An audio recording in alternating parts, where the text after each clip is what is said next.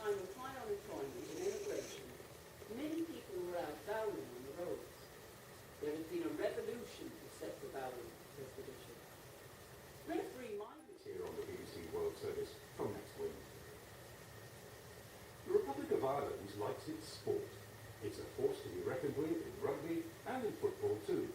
Its golf courses are among the very best in the world, and not just because they're heavily watered by rains sweeping in from the Atlantic Ocean. The country also has its own distinctive sports, little played elsewhere like Gaelic football and hurling, and a form of bowls, which requires no covered alley, no skittles, and very little in the way of specialised equipment. Trish Flanagan has been finding out how it's played entirely on the public roads.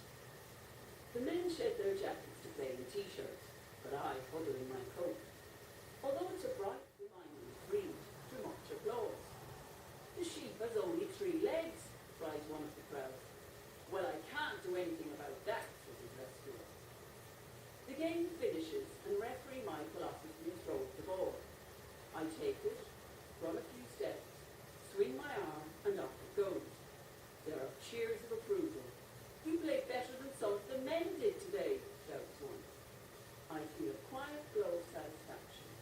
I've been initiated into my native county's unique sport. I've one small regret though. I could have taken a few bets on that throw. And with Trish Flanagan showing them how it's done on the roads of County Cork in the Republic of Ireland, we reach the end of this edition of From Our Own Correspondent. I'm Tony Grant, the producer is Oliver Hawkins, and we'll be here again soon on the BBC World Service. BBC. What can I read? Newspapers were banned. Some people got jailed. What can I write? I want to tell the truth. I don't want to hide the truth. What can I say? What is lacking is civilized political dialogue. In a major new series, the BBC travels around Southeast Asia to explore freedom of speech. They don't call it control, they call it responsibility. They've taught us to be silent. Exploring freedom of expression and democracy in Indonesia, Cambodia, Thailand, and Singapore. What can I say? Online from Wednesday at bbcworldservice.com.